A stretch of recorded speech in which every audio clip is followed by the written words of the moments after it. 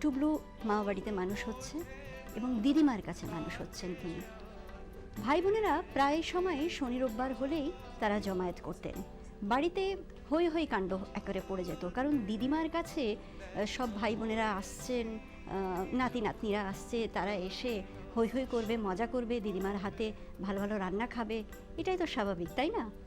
ভাই বোনেরা সকলে রয়েছেন, কেউ বা খেলছেন লুডো, কেউ বা ক্যারম, কেউ বা পুতুল খেলছেন, বোনেরা দাদারা হয়তো বা ভাইয়েরা হয়তো একটু খেলনা গাড়ি খেলছেন। সকলেই টুবলুকে ভালোবাসে এবং সবাই বলছে, টুবলু আয় না আমাদের কাছে, আয় আমাদের সাথে একটু খেল। কিন্তু আমাদের ছোট্ট আর.ডি. বর্মনজির মুখে কোনো কথা নেই, চুপচাপ তিনি অন্যমনস্ক, আনমনা। কিছুক্ষণ পর দেখা গেল যে তাকে আর ঘরেই দেখতে পাওয়া যাচ্ছে না। কোথায় তিনি?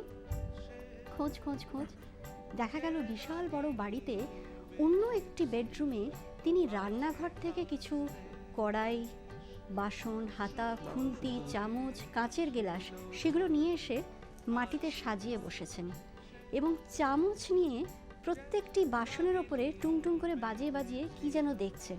তখন তার বয়স মাত্র 5 কি 6। ভাই বোনেরা ভাবছে, এটা কি করছে ও? এটা কি কোনো খেলা?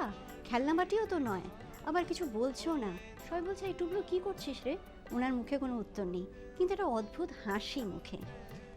আসলে সেই সময়ে, সেই বয়সেই তিনি কোথাও নানা সুর, নানা ছন্দের সন্ধান করছিলেন এবং সেই সন্ধানগুলো যখন তিনি পাচ্ছিলেন, তার মধ্যে জাগছিল এক অদ্ভুত সৃষ্টি সুখের আনন্দ।